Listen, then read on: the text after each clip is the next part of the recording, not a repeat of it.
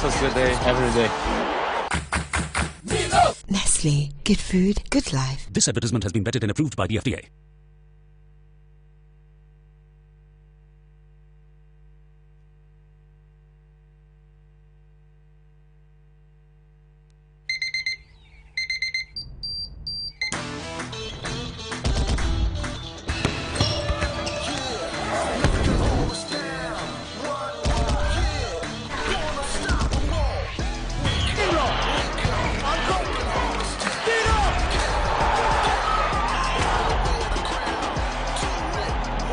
Breakfast good day, every day.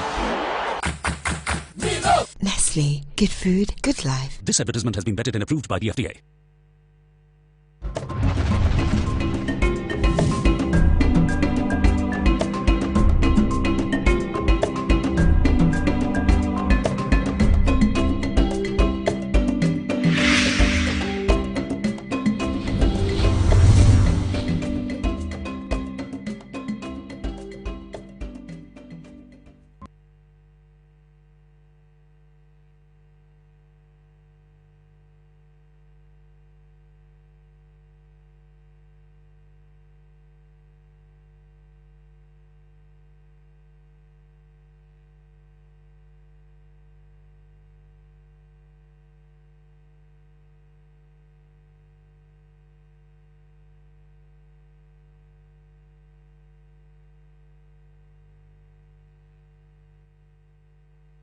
Never.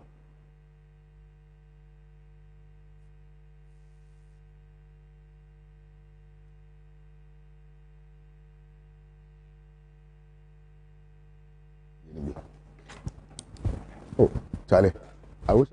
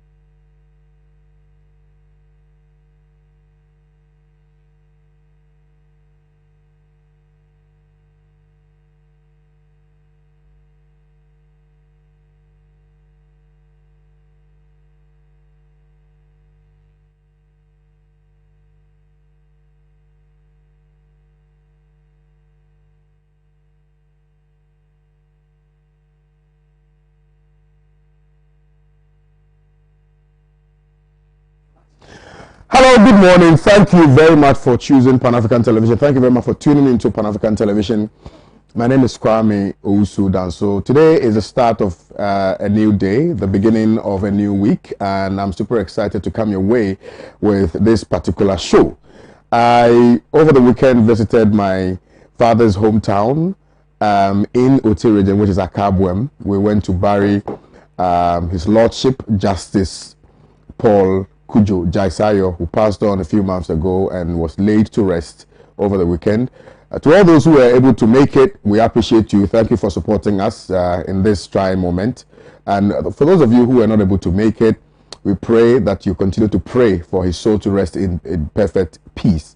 And to all the justices that showed up, to Rear Admiral for also coming, we appreciate you very sincerely for your support and for the active role you played in the whole process of, burying Justice Jaisayo. To the family of Justice Jaisayo, the immediate family, everybody, we like to express and extend our heartfelt condolences to all of you. We know that it's a very difficult moment for the family, but I know that you are strengthened by the fact that he didn't just live, he made a mark, and that is what life is all about. You need to make sure that you leave a legacy that is worth emulating, that will encourage other people to do more, particularly in the area that we come from. I mean, his legacy is going to be a motivating factor for everybody. And so we only take solace in the fact that he lived a life worthy of emulation. And so we shouldn't cry so much because he really played a pivotal role in the administrative processes and, if you will, the judicial processes of our dear nation, Ghana. Fare thee well, uncle. We shall meet when we shall. And to all of you in Akabwem, I'd like to say a special good morning to you, to my uncles, to my aunties, to my nephews and nieces, to acquaintances and friends. A special good morning going out to all of you. To those who welcomed me with open arms, those of you who only came to the funeral because I was there, I'm super excited about it. To the extent that you visited my village from wherever it is that you are, because I was present, really gives me a lot of hope and motivates me to even do more for Mother Ghana. My voice is a bit down, as you can tell. I am in a state of melancholy, not because I've not had breakfast this morning, but because I believe that our dear nation Ghana is sinking. And if we don't begin to justifiably raise reasonable concerns about what is happening, in the very foreseeable future, this country will sink and sink deeper. Why am I saying this? Over the weekend, like I told you, I traveled to my village in Oti region, and we set off from Accra in the morning. The roads were very, very good until we got to South Dai. Right after South Dai, the roads were absolutely terrible. Terrible. All the way to Hohoi. All the way to Hohoi. And I believe that must be the Eastern Corridor Road, because I was asking people questions and they said, oh, that's the Eastern Corridor Road. My goodness. If you try journeying on that road with a saloon car, you will come back with scrap. Because the roads are bad, beyond bad, worst. And somehow, people are comfortable, people are happy, pontificating, touting, trumpeting achievements, without looking at the state of our roads. We are building, and you see, and I found it very, very intriguing that we are building railways when our roads are terrible. Now, somebody can say I'm backward. Yes, I want to be backward this morning, because a larger chunk of the population traverse this country through the road networks. And so, for such a person, what is his immediate need? What the immediate need of that particular person is to ensure that the roads that there exist at this material moment is motorable, and it can take the person from where they are to the their point of destination. And I have consistently, without contradiction, anytime I get the privilege to traverse this country, I come back rather extremely disappointed, because all the things that these politicians are talking about are non-existent. They are not there. And yet somehow we are shouting on the rooftops, talking about free SHS, planting for food and jobs, 1 million per constituency, 1 village, 1 dam. All of these policies that to the person who lives in Have are meaningless, because that person in Have only needs fundamental things done. I stopped at a village in Have and I took a picture there because I wanted to make a statement. And if the leaders are not careful, some of us will begin to agitate so vociferously that they will never have peace in their homes.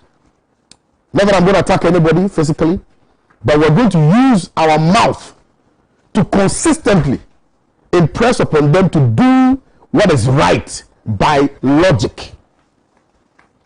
Because for the person who lives in that village in Have, or what's the name of the other place? Guletipo or something like that. I've forgotten. All they care about is potable water. All they care about is proper medical facility.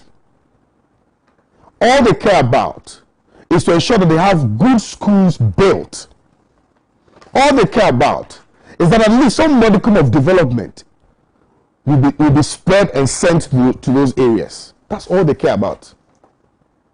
All they care about is that there is equity in the distribution of the spoils of the state.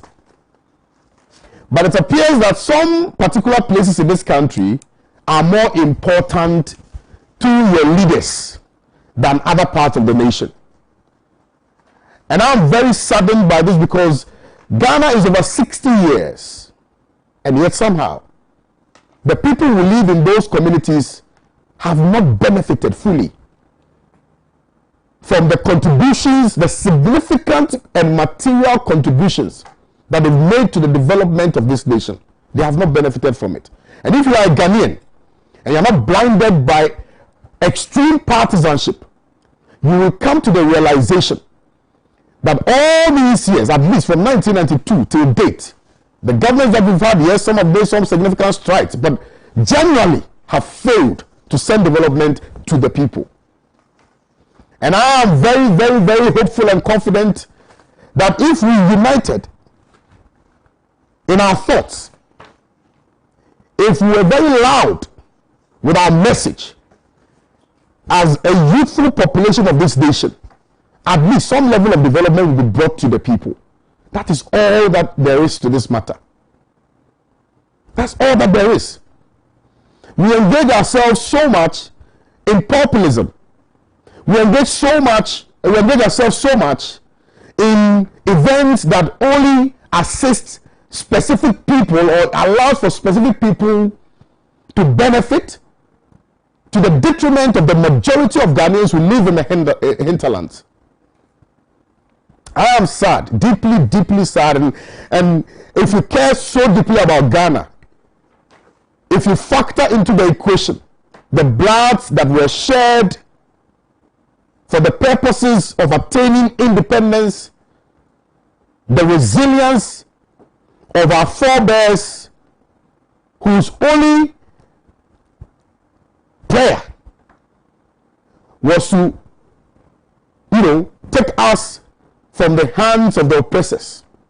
And they did so willingly, and they did so passionately, and they did so dispassionately. I am riddled with emotions this morning, because I believe that we are failing the future generations of this nation. I believe that you and I have some utmost responsibility towards ensuring that those who come after us would at least come to benefit from our hard work and from the fact that we were very, very resolute in our thinking and in our actions that the future should be better for them. Why are we doing this to ourselves? If you raise fundamental issues bedeviling the people of this nation, people are quick to clad you in some political colors because you are speaking truth to power. We cannot continue to countenance this level of retrogression. Indeed,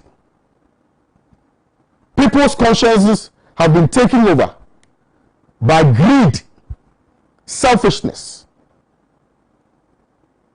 individualism, pettiness, and madness. The conscience of man in these our times has been taken over by all the things that I've mentioned. And you talk about free SHS now, but you don't talk about the future of those ones who are going through that process today. Are you not a failed human being for thinking that way? That you're talking about free senior high school. But after free senior high school, what happens? You're not thinking about that. You're only thinking about what can be achieved immediately. But you're not thinking about what we can leave for the generations yet unborn. You're talking about things that you can feel immediately. But you're not talking about the investment that we can make so that when we are no more, the children who come after us will benefit from the state. I am absolutely devastated. I do recall on June 3rd, when this whole nation was flooded, and when the human resource of this nation were depleted, at least some of them died. I do recall that the nation was in unison in respect of telling ourselves that indeed it was never going to happen again. And indeed, those floods that were felt at the time were not going to recur. I was far away in Oti region, but I was reading tabloids and I was reading from the online portals the issues that we're facing now relative to floods. A young man who was in Dodowa met his untimely death because a wall that was erected was brought down by the waves of the erosion. And the young man died. Oh, how I wish he was a son of, I don't wish anybody bad, but how I wish he was close to power so they can feel the pain of the average Ghanaian. In this country, we solve all public issues from private perspective. So if the roads are bad, your MP will go and buy a V8. Your minister drives a V8. So they pass on the roads and they don't feel it. If there are no water, or there is no water, I beg your pardon, your MP will be able to build a mechanized borehole, or your minister will build a mechanized borehole in his home. So he doesn't feel it. They don't pay for anything in this country. We pay for it, so we feel it. People's homes have been flooded because of the negligence of the people in whose hands we've left our lives. And let no man come here and tell me any rubbish, because if we don't begin to speak truth to power, we'll continue to wallow in this God-forsaken system that is not benefiting anybody. Have you asked your parents how they lived at the time during their times? Have you asked them how they were very passionate and committed to the development agenda, to the cause of development of this nation? Have you? And you, a young man who's supposed to know and act better, you are there shouting for more for Nana. You are there shouting John and Jane. You are there shouting, running around like a mad lion, shouting. Have you sat down to ask yourself where this nation will be in the next 10 years? Have you sat down to ask yourself whether or not in the next 5 years we will not be engulfed by floods? That we will not die as a result of the negligence of some leader that you supported blindly because of your 10 Ghana cedis and 20 Ghana cedis? Leaders come to you, they make big, mighty promises. They are not able to fulfill them. And they come and they shut you up with 10 Ghana cedis and 100 Ghana cedis and you're happy. And you wake up, even when it's raining, you are running in the rain just to go and shout, 4 more for Nana, 4 more for Jane and John. Or John and Jane, however they say it. Be wise. Be wise. I'm done. I won't talk again. But I'll continue to put the feet of government, this particular one, to the fire of responsibility, particularly when the president, Nana Dankwa Akufo-Addo himself, not coerced by anybody, he was not under duress, he freely intimated that Accra was going to be the cleanest city in Africa. Well, I guess we are experiencing the cleanliness of Accra. Because now, when you tout that Accra will be the cleanest city in Africa, the rains and the floods will expose you. Nana, you are exposed. Nana, wa nye dumano. Nana, wa nye dumano. You didn't perform. You've not performed in that particular area. So don't come. And I've seen that some newspapers have also reported again that the president is still running around saying that he's going to make Accra the cleanest city by the end of his term. Are we serious? And people are buying into that?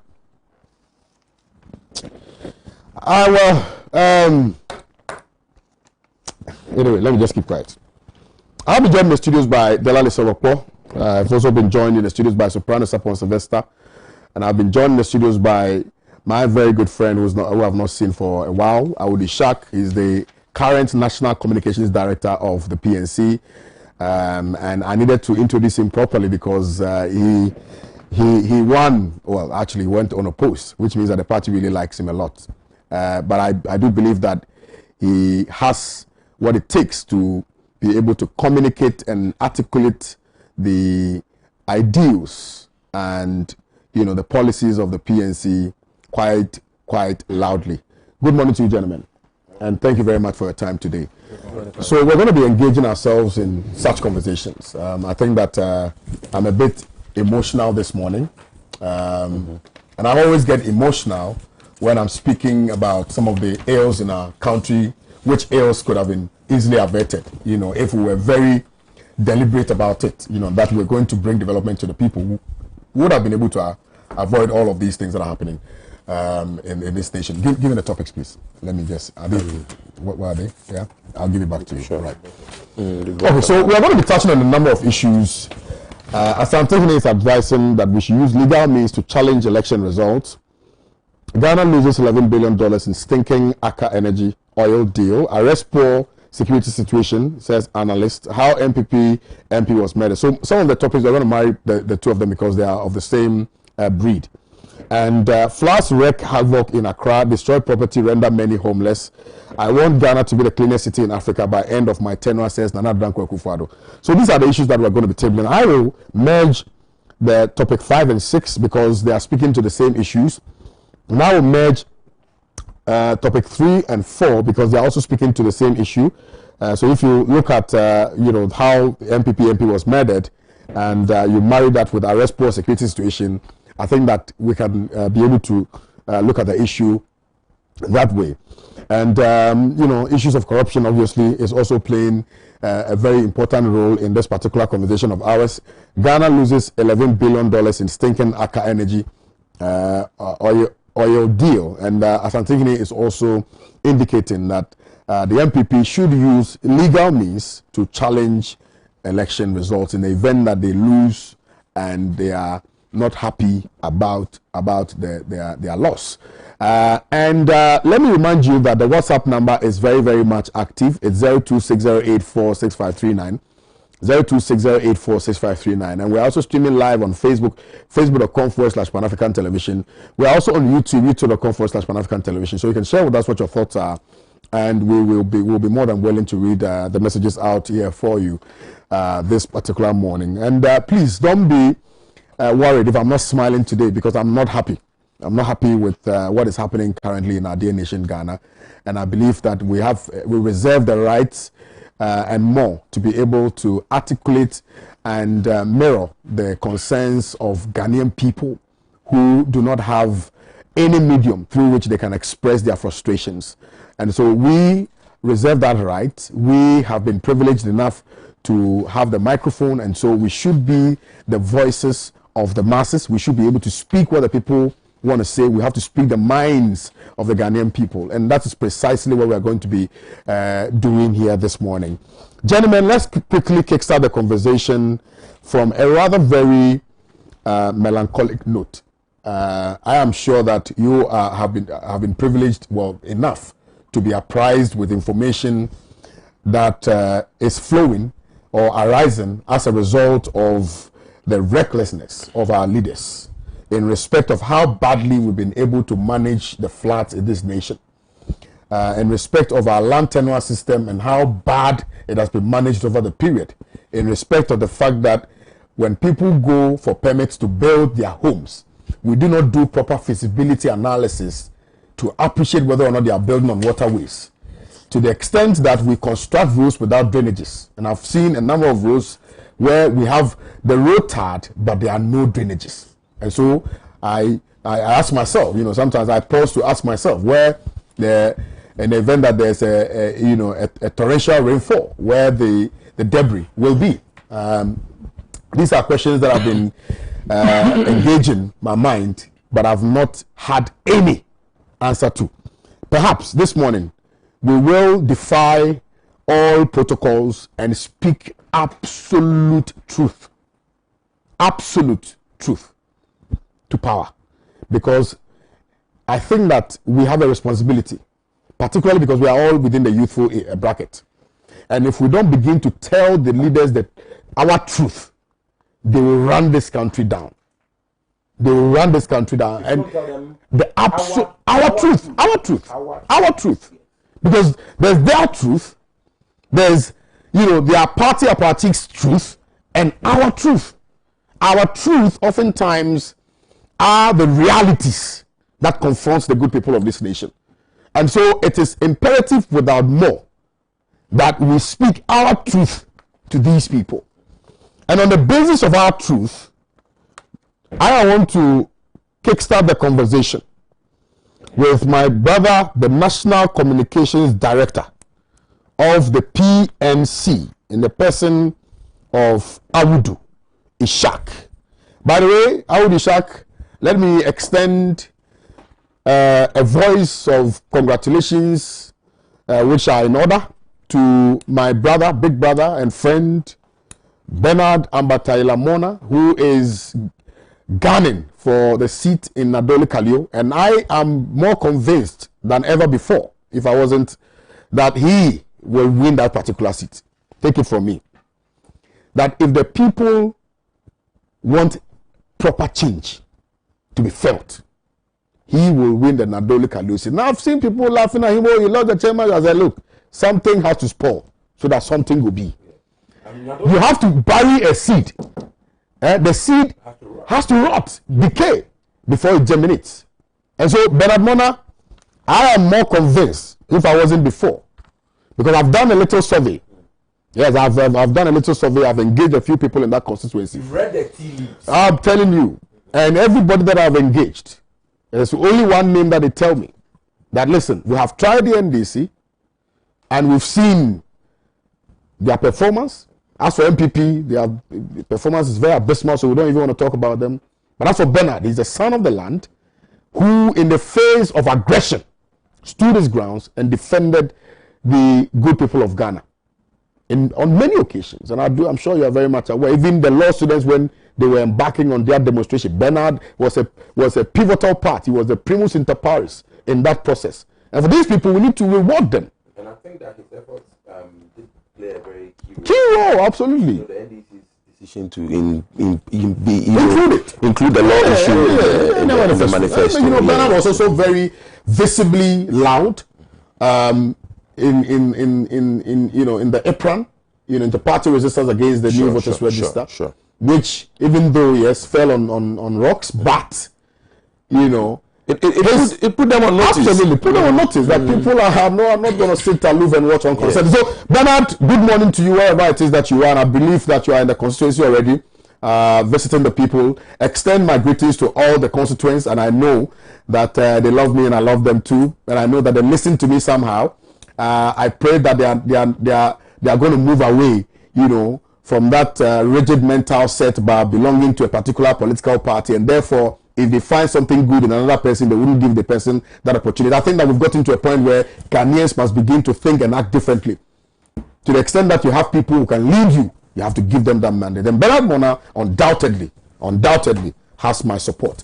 So let's kickstart the conversation from the perspective of the flats, what the president has been saying, in fact, what he said when he got into office, and the aftermath of those pontifications, and what he's currently even saying in respect of that same thing, and what the Rains have been able to do.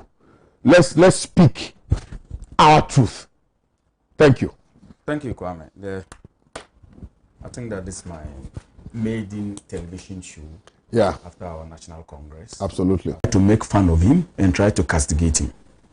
He's a strong character, strong-willed, focused, strategic, and he knows his stuff. So when I go onto social media and I see people mocking him, he lost chairmanship. He lost the chairmanship by just 31 votes. And that tells you how close the contest was. And so, like he himself said, it's going to afford him the opportunity to concentrate more on his parliamentary bid.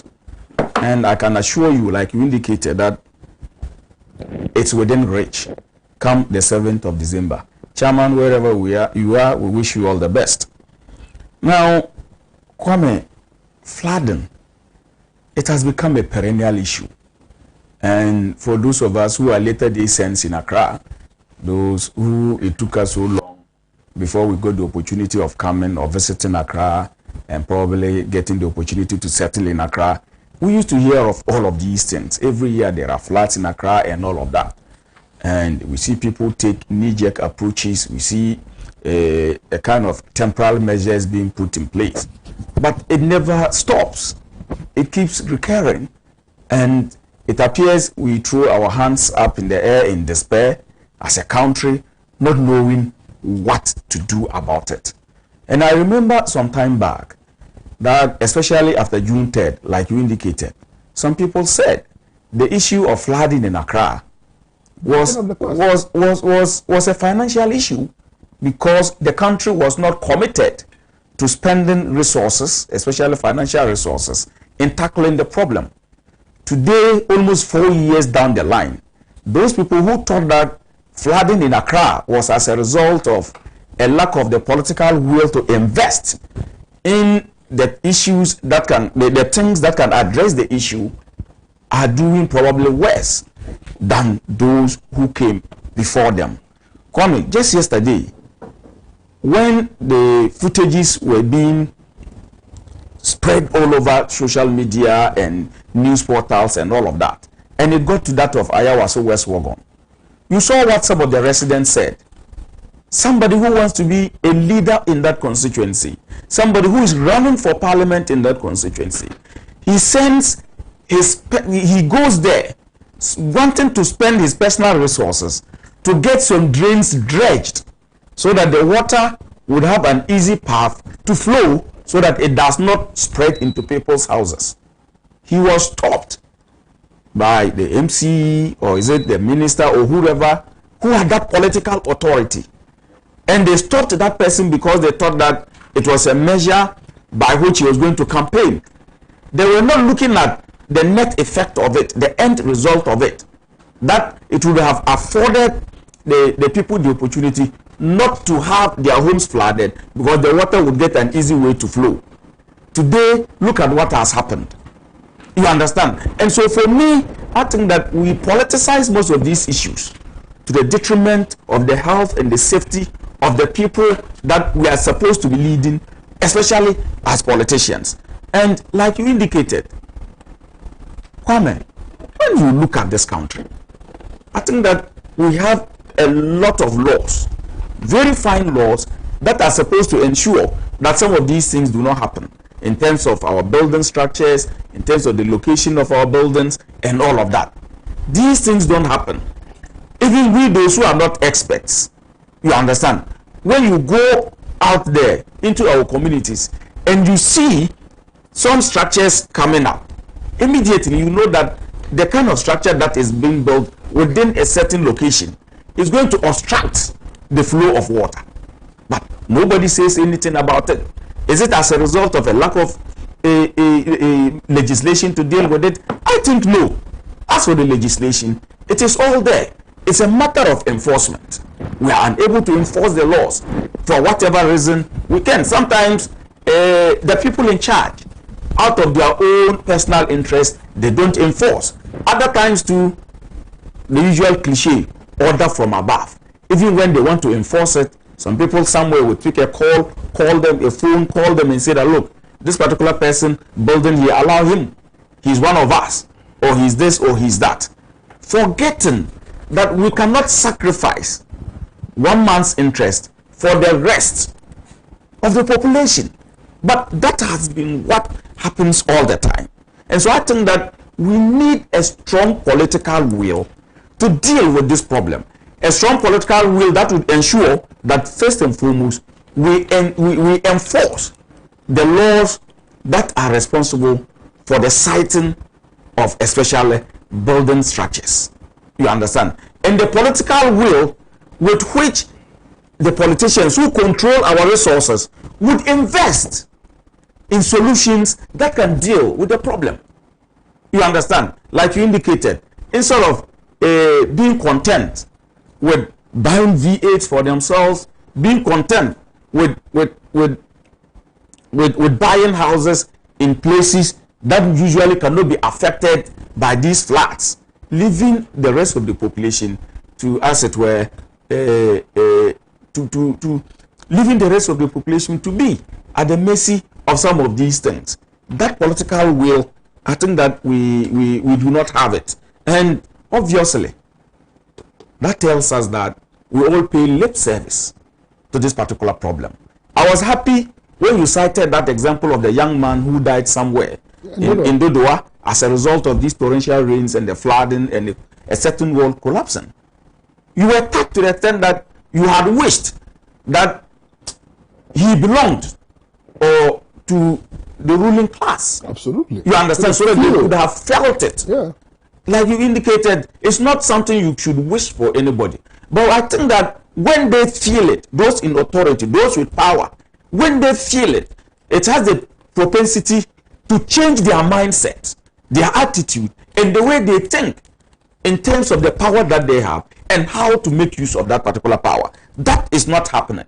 And obviously, our sanitation situation, we have become a mockery unto ourselves.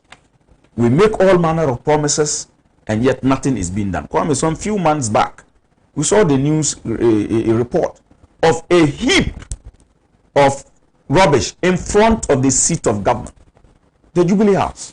You remember, it was an eyesore, a heap of rubbish, garbage, in front of the Jubilee House, the outer gate. You understand? And so, when you see some of those things, and then if we cannot keep the Jubilee House clean, and we think of making Accra the cleanest city in West Africa, can anybody take us serious? No. Of course, the population or the people may have a problem in terms of attitude and the rest. But let us make the requisite sanitation facilities available and see whether the people would still have such an attitude. You understand? Because people, as it were, they generate this waste every day.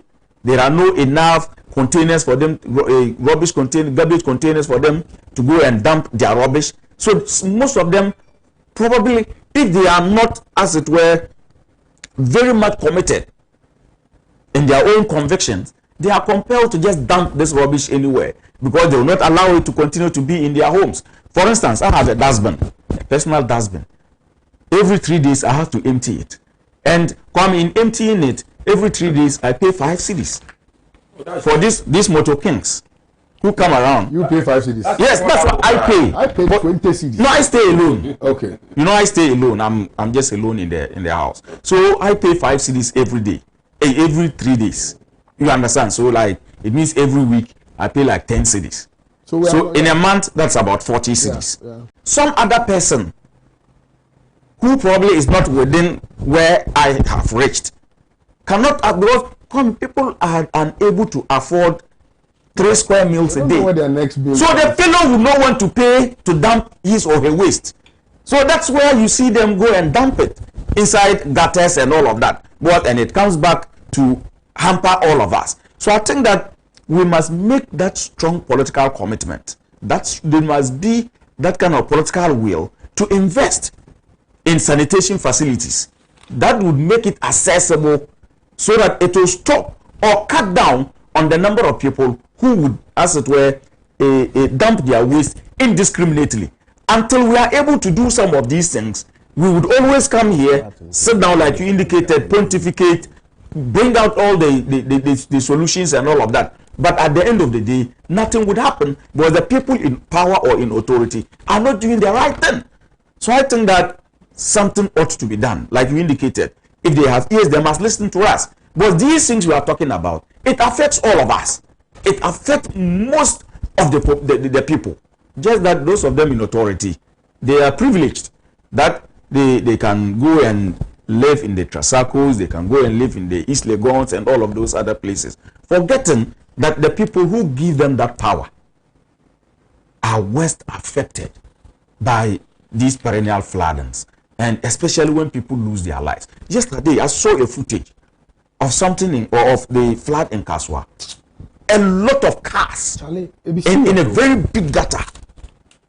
Someone would spend, probably people have gone to take loans to acquire these cars, and then because of the negligence of the people in power or in authority, that car is mangled beyond repairs, and we just think that people would have to fold their arms. No, I think that those in authority today, the things they talked about when they were in opposition, the things they said they were coming to do, we want to hold their feet to the fire. It does not matter that it is 3 months to elections. We would continue to remind them that they signed a certain social contract with the people of Ghana. And we are reminding them that they said they were going to make Accra the cleanest city in West Africa. We have not forgotten, even as we go into the elections. Well, let me read a few of the messages that have come through. This one says, KOD, you have the Ghana heart. The men in power don't give a damn. It's rather their families and friends that they care about. Jonathan Odonko says, if justice doesn't work in a nation, the people become criminals. Thank you very much. Ibrahim Washawa says, KOD, all these people have their kids schooling abroad. They don't see the sun or the heat in Accra. They are driving in their V8 and in their air-conditioned cars. Kotaka Gabeli says, good morning, my brother KOD. Please calm down. You are too hot this morning. But you are speaking the truth. May Almighty God bless you. Greetings to my incoming MP for Unlock Constituency, Richard Kwame Owusu. Kotaka Courage sends this one in. Sadiq Molek says, I'm happy Ghanaians are now gradually understanding our politicians. I know one day their images will sink. Farouk Tema says, President Akufo-Addo's leadership is God-sent simpliciter. His relentless effort in making sure Ghana is built beyond aid is super. The strategic campaign movement of the NPP is awesome. The NDC should not come complaining if the election results favors the NPP. Rashid Kawawa says, if the leadership of President Akufo-Addo is God-sent, then God must be very wicked. Honorable J says, Abdul Jalil Sonanyili Nepska says, Dasiba KOD. Nah. And your panelists. When you have a competent leader like President Akufo-Addo, Alhaji Dr. Bawumia, you don't talk much. May the soul of Infantiman MP rest in peace. Vote Dr. Anyat for Tamale Central and Honorable Felicia Tete. Archery Kofi says, no pictures, Kwame. I'm watching you live from Spain. I've requested for that. I'm sure we'll work something around it and see if we can get some videos or footages for you. They're all over social media, so please add them if you can get a few pictures. Juliana Belinda Lamte says, good morning. I'm watching you from the UK. This one says, good morning to you, KOD, and your able guest, especially my brother Awudu. To talk of this flooding issue is very bad. How can a fully furnished parliament with human beings taking ex gratia every 4 years lack the basic skills in implementing good common laws to promote the livelihood of their people? It breaks my heart. As a youth, whenever I think of the future, I will inherit one day. But we still have hope as far as the blood of Nkrumah and Mr. Pratt is alive. Juliana Belinda says, Ghanaians are wiser and awake now. And a few other people are watching us. We are grateful to you that you're watching us. So you can equally send us your message on Facebook. I'll be more than willing to read those out to you. Now, our very own Ambassador Sampiale is sharing in my frustration. Because one day we will find out that the whole mountain and the houses on top of the Weja Lake has been washed in an avalanche into the lake. We will have lost the road and also lost the lake, which is the source of water for Accra and Tema. The Environmental Protection Council and General Arnold Kwenu planted trees on the banks of Weja Lake to protect it. Gradually, people are building shops and offices and on the banks of the lake. And the banks of the lake is gradually becoming a human settlement. And the Ministry of Environment sits down unconcerned until the dam is finally destroyed. This is Sad. Could not be said any better. Anyway, 0260846539 is the WhatsApp number. You can equally share with us what your thoughts are on this subject matter. We will read them out here for you. Let me now come to you, Soprano Sapon Sylvester, on this particular topic. Kwame, I appreciate it. And I remember that when Mr. Amewu, Honorable Amewu, was in charge of lands and forestry, I remember I saw him on TV once with officials from the forestry department at Sakumono. There is a protected land at Sakumono opposite the beach. You know, the street, the main road actually separates the beach. I think it's a protected lands. And I remember that Honorable Amewu was really going on about the fact that they need to protect it. He was putting a lot of pressure on the forestry people. So I hope that the new minister in charge of forestry and natural resources would take a second look at this disaster waiting to happen at Wager, especially with regards to protecting the lake. This should be something that all leaders in this country should be interested in. Kwame, and thank you for the opportunity again. It's a brand new week. We appreciate God for the opportunity, Kwame, and we are still in Ghana, our beloved country, and which is all we have. So we have to continue to, keep on talking about how we can, take actions that would, work towards improving our lot generally. And continue to hold the president accountable, not because we hate him or we don't like him, but because he's the president and he's the one who is controlling all our money and driving around in all these expensive cars and flying first class. I hear a first class ticket costs $17,000, whilst at the same time people in places like Tagri Ekura and Chiranda and Mahama Ekura and Bawa Ekura don't have water. Even when you think about the fact that President Akufo-Addo's government gave $24 million so that they will build free tax money, so they will build a luxury hotel in Cantonments. And I don't know if Ghanaians listening, where Cantonments is. Cantonments is the most expensive, most beautifulest, fantastic places in Ghana, Greater Accra. And whilst people in places like Chiranda, near Kentampo, places like Tahiri Ekura, near Kentampo, places like Bawa Ekura, near Kentampo, don't have pipe-borne water. Okay, they can't get water. President Akufo-Addo and the New Patriotic Party, they passed a law that gave $24 million to people who are already millionaires to build a luxury hotel in Cantonments that most Ghanaians will never ever see. President Akufo-Addo. So, Kwame, these are some of the challenges. I want to use the opportunity to welcome the gentleman from PNC, the National Communication Officer. I've never met him before, and I'm very happy to meet you, comrade. You know that your party belongs to my party. Dr.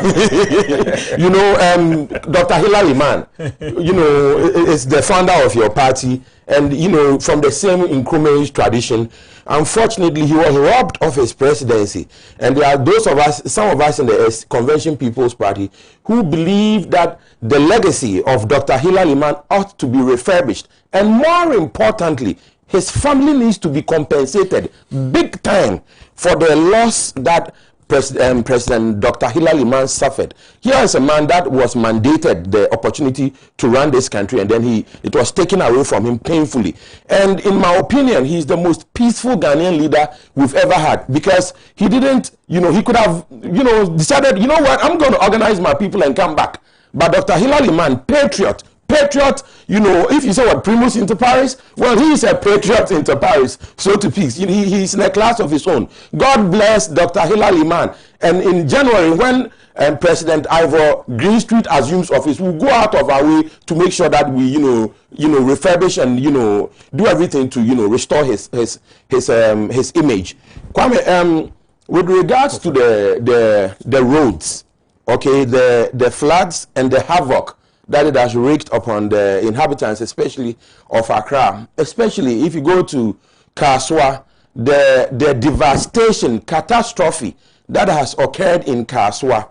Kwame, it is beyond. I saw some of the videos that. I just want to actually call for the video now. I think I'm told the video is ready. Great. So, great. but you can be talking whilst the video is on screen, so others can get the opportunity. So, for those of you who are not in Ghana, those of you who are in the UK, you are in Italy, you are in Netherlands, you are wherever, Let me just call for the video whilst Soprano advances his argument. I appreciate it.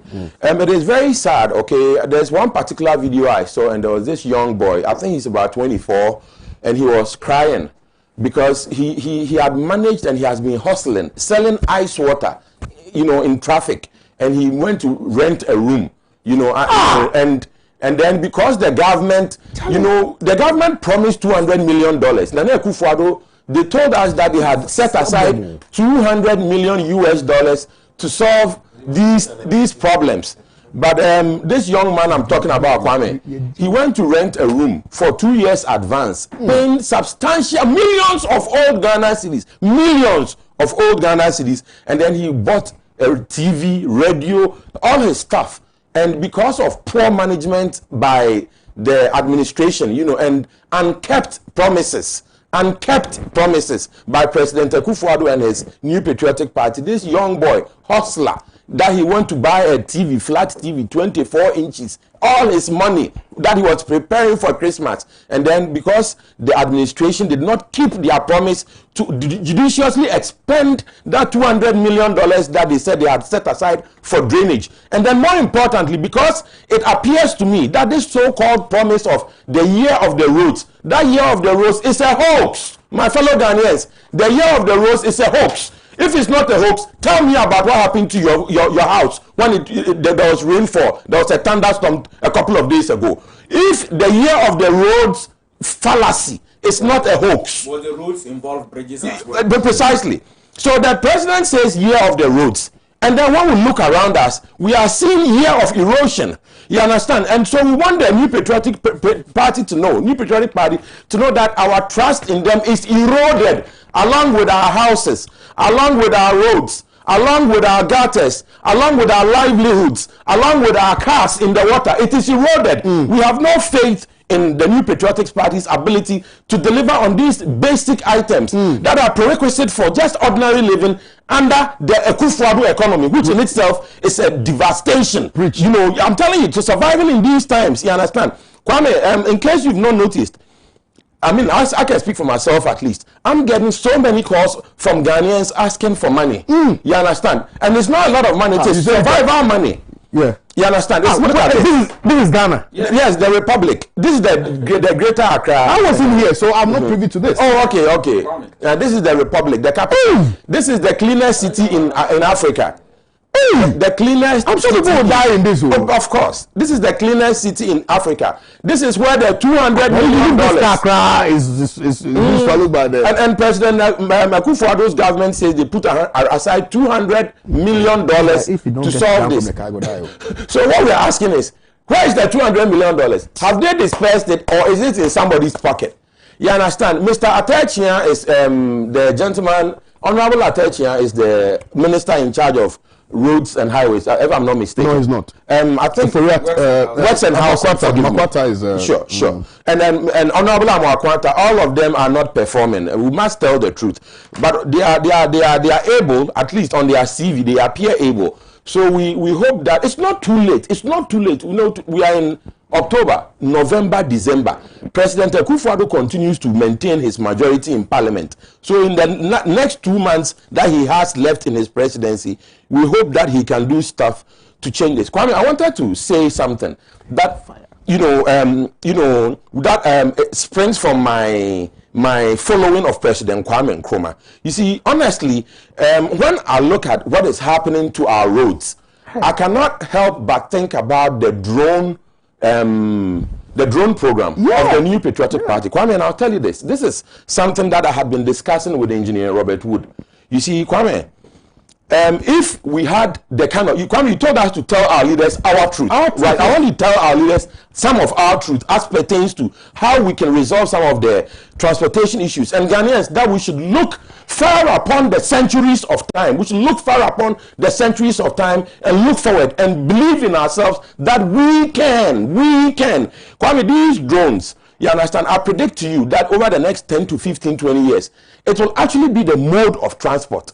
You understand? But if we had forward-looking leadership, you understand, they will not just go and bring some people to come and, bring their drone from outside the country to fly medicine, but rather they would empower our research institutions and universities, Kwame, so that we will start looking ahead over the next 15 to 20 years. I'm telling you that the normal household will, instead of having a car, will have a small drone about the size of a Tico or a Chevy Spark.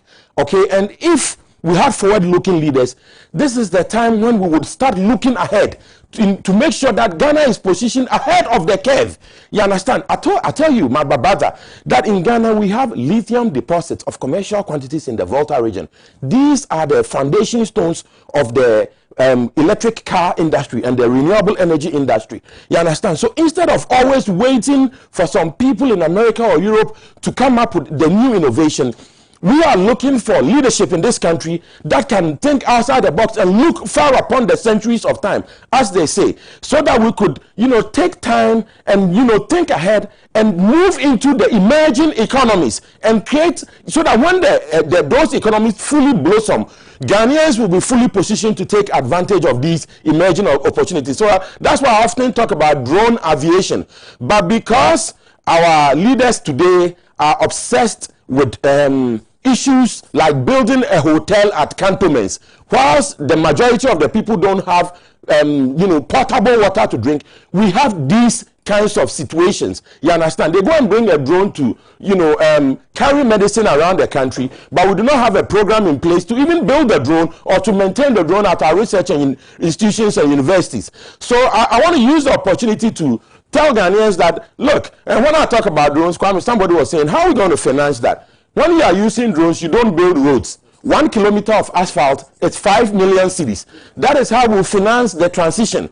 But when we in the Convention People's Party, we talk about that, they say we are talking too much. But I want to remind Ghanaians, about the vision of President Kwame Nkrumah, who said that, the world is no longer moving along, donkey paths and camel trails, that we cannot afford as a people to live, to pace our development to the gait of camels and donkeys.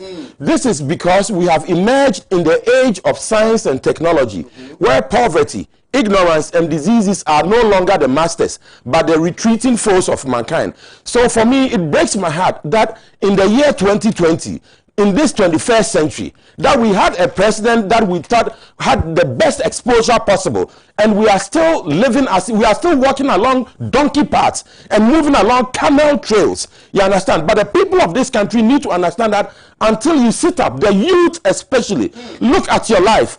If you are still living with your parents in the Kaswa area, I'm sure all of you don't have a place to sleep right now. And if you are like the young man that managed to rent a room and buy a TV, and then because of poor leadership, you understand, all of his investment, this 24-year-old boy, he lost everything because the leadership of this country do not understand. Kwame, I keep on telling you that if you are a young Ghanaian and you are the average Ghanaian and you go to the election and you go and vote for these dadaba, highfalutin bourgeoisie type people, no. When you vote for somebody like Kwame Owusu, whose father was the president and the chief justice, that bourgeoisie, highfalutin elite, somebody like Alhaji Bawumia, vice president, his dad was operating in a high class of his own. You understand? These people are not ordinary Ghanaians. I'm talking about President John Mahama. You understand? His father was one of the top CPP people. President John Mahama is not an ordinary Ghanaian. President Owusu,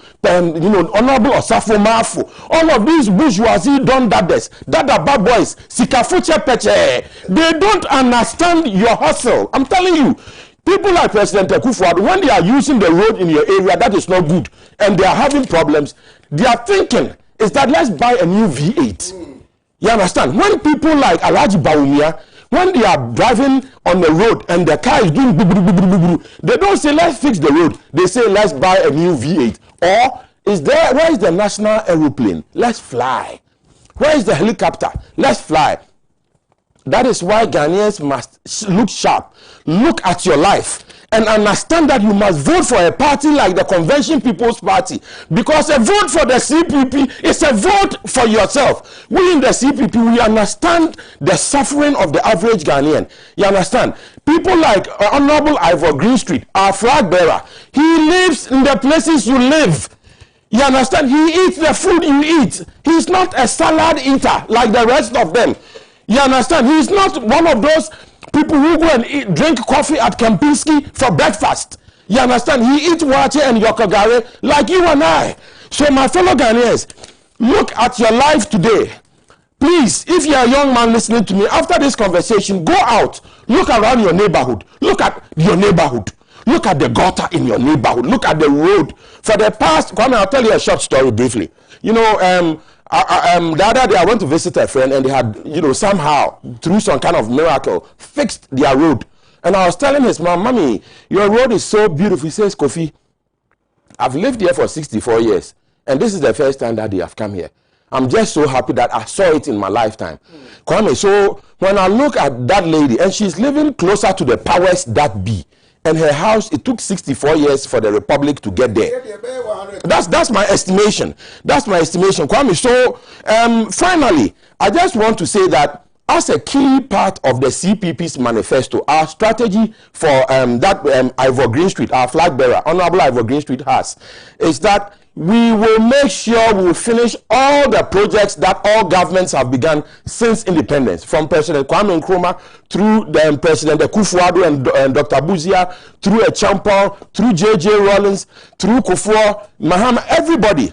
We will make sure that we finish all projects. Because, Kwame, you see, the reason why we are having the challenges we are having, the reason why our neighborhoods are so decrepit, the reason why the roads in our neighborhood are impassable, the reason why our neighborhoods have poor gutters, the reason why our neighborhoods are like Bola, you know, filthy neighborhoods, the reason why there are so many malaria infestations and filth around our neighborhoods, the reason why we don't have potable drinking water in our neighborhoods, the reason why the roads are so terrible in our neighborhoods, the reason why we don't have public toilets in our neighborhoods, the reason why everything is not working for us is because of people like President Akufo-Addo and Dr. Mahamudu Bawumia, who promise and fail politicians. So what we are saying to fellow Ghanaians is that vote for the Convention People's Party. A vote for the CPP is a vote for yourself. Look at the screen. Look at the conditions Ghanaians are living in the 21st century. And President Akufo-Addo is saying he's making Accra the cleanest city. Please, Mr. President, you need to come again. Please kindly come again. Look at this neighborhood. You see, but when you go to where the president and the family and friends and the bourgeoisies, you know, somebody like Vice President Bawumia, you know, he lives in a $3.5 million house. So he doesn't see these things. And this morning, the view from his window is not like this. You know this. President and Vice President Bawumia, when he opened his window, it is nice green trees, beautiful neighborhood. They have swept the place. But you and I are living in places like this, my fellow Ghanaians. So why do you live in a place like this and then you go and vote for Vice President Bawumia, who is living in a $3.5 million house? I mean, think about it. Why on earth would you continue to do that? Thank you. So Kwame, thank you. Just in a sentence, I'll just conclude and say that a vote for the CPP is a vote for yourself. That is the only way forward. That is the only way forward. God bless you, Kwame. God bless Ghana too. Thank you. And I'm even more devastated by the mere sight of these rather very disturbing footages there. This is just Alajo, right in the middle of the city. Right in the middle of the city, and wow. Kwame, all the ministers drive by these scenes every day. But because, Kwame, let me tell you this briefly. Thank you. When I was in 1990, the year 2000, I saw Mr. Darocha, the late Darocha, MPP. Okay, he had the Don King type of hair. But before 98, I saw him when I was in a bus on the way to Kumasi, and he was driving a white Toyota car. It was kind of old, and the windows were down. So when I saw him, I was excited. And I said, Mr. Darocha. And he raised his hands and waved at me. And then 2002 or thereabouts, I saw Mr. Darocha again. That time, President Kufuor was president. And Mr. Darocha, I saw him near 37 Military Hospital. And Mr. Darocha was sitting in a very big air-conditioned V8 car. And I was still in the bus. you know, the trotro bars. And I said, hello, Mr. Darocha. I was so excited. But this time, Mr. Darocha, he didn't hear me because he was in an air-conditioned car and all the glasses were up and he was reading the Daily Graphic and he was looking so handsome and fresh and everything. And I was still sitting in the bus. The story is that they don't see or hear your problem. That's what I'm saying. They don't. The more you shout, the less they listen because the air conditions in their ears. It's in their ears. And the noise, so they can't hear you. They can't feel you. See, and that's why I'm saying that it's sad. If Ghanaians continue to vote for these high bourgeoisie people, a vote for the CPP is a vote for yourself. Ephraim Amo says, good morning to you, KOD. This is Ephraim Amo Darko. I'm watching you live from the UK. Today we have a lot of our diasporans watching us this morning. I'm excited about it. Tammy Mohalilu says, Champion KOD, I'm watching you live from Techiman. May Allah be with you. John Kofi Thompson says, watching you live from Dunkwa Onofin. Kudos to you all. My greetings to Master Kwesi Pratt Thompson JK. Elna Clark says, hello from the USA. Elna Clark again says, yes, lead, my brothers, lead. This one says, is from Richie AT. Says, I agree with the man speaking. So, primary belief. And this Richie again comes back to say that CDP is not selling itself well, properly. That is why Ghanaians don't take them seriously. So you should be doing something. We are working on it. We are working on it, sir. Elna Clark says, we have an election crisis in the USA, also with a tyrant in office who has no regard for the people. We will elect a new president who sees the needs of the people. I pray that you do the same. Elna Clark is an American who lives in America but is watching the morning show, and it's an admonition that Ghanaians also change our leaders if we find that they are not acting in the best interest of the people. Precisely. So, Elna, thank you very much for your advice this morning. And I want to urge you to continue to watch the morning show, even though you are not a Ghanaian. Ibrahim Washara says, KOD, Accra Cleaner City is laughable. And a few others watching. I'll read the WhatsApp messages, but I just want for us to listen to the Lali Sewakpo, who lives in Kaswa, so maybe in a better position to educate us as to exactly what happened after the downpour. Delali, the floor is all yours. Kwame, thanks so much for this opportunity. Before I start, about 2 weeks ago, I buried the old man. Yeah, the old man. Oh, yeah. Accept my condolences. In the Volta region. And I want to use this opportunity to express gratitude to this fellow individual. And the national chairman of our party, Honorable Samuel Fusuampofu, was there to mourn with me. My own boss, Honorable Barbara Lawyer Sewa Sama, was also there to mourn with me. The Ketu South constituency parliamentary candidate, who obviously is the next member of parliament for the Ketu South, Honorable Jifa Gomashi, was there with the entire constituency executive. My own constituency chairman, Stephen Ofusu-Ajari, was there. Chairman, God bless you. My parliamentary candidate, the next MP for Wutusenya's constituency, Felix Nakoye, was also there. God bless you. And the rank and file of the party, the constituency executives, and the rank and file of the NDC were all there to throw their support behind me. I say God richly bless each and every one of them. Touching on the issues before us. You see, Kwame, let me read something. These are headlines. This is 3rd August 2018. According to the sector minister, Atachian, 200 million Ghana cedis has been allocated to fight flood in Accra. May 31st, 2019, we need 200 million to solve the Odona flood problem. May 2019, government allocated 200 million Ghana cedis to deal with the flood issues in Accra. 25th June 2020, Akufo-Addo is the most committed president to fight flood under the 4th Republican dispensation, according to Atachian. These are the promises, or these are the headlines relative to the perennial flooding that we experience in Accra. And according to the sector minister, the current president is the most committed president when it comes to fighting against the perennial flooding that is Accra has become, or Ghana has become associated with. But you see, I always say one thing: time is the mother of all vindication. Time has a way of exposing leadership, of being dishonest, deceptive, and being unprincipled and being inconsistent. And just last week or this weekend, once again, nature have exposed how dishonest this particular dispensation is. And this is not something that is abstract. The video that you show, I mean, watching the video, even at the point in time you as a journalist begin to ask us whether this actually happened in Ghana. Looking at the gory nature of the flooding issue in Accra, to the extent that even people watching the video who are not even in Ghana will begin to ask themselves, they don't even believe this happened in Ghana. But you see, I've always said one thing, that President Nana Danko Akufo-Addo is one president that has had the opportunity to govern this country or preside over this country, who has demonstrated that indeed whatever he sees is completely different from what he acts. The president has never been committed about the things that he sees. He is a president who always engage in empty rhetoric. And sadly, none of his appointees could master the courage and tell the president that this is a reality on the ground. So we wake up every morning, and I would not be surprised that if you like put a mic before the president of the Republic of Ghana, he will still assure you that, listen, he's going to fight this perennial flooding in Accra and by extension the entire country. And instead of the president to admit that there are certain things that are fundamentally wrong with his administration, he won't. And this is a president who sees nothing wrong with this current dispensation that we find ourselves in. And I come from Kaswa, to be specific. In 2016, when His Excellency John Dramani Mahama was campaigning, when he came to Kaswa, he made a solemn pledge to the good people of Kaswa. And what he said was this: he intended to construct a storm drain right from the Okudu to what we call the sea.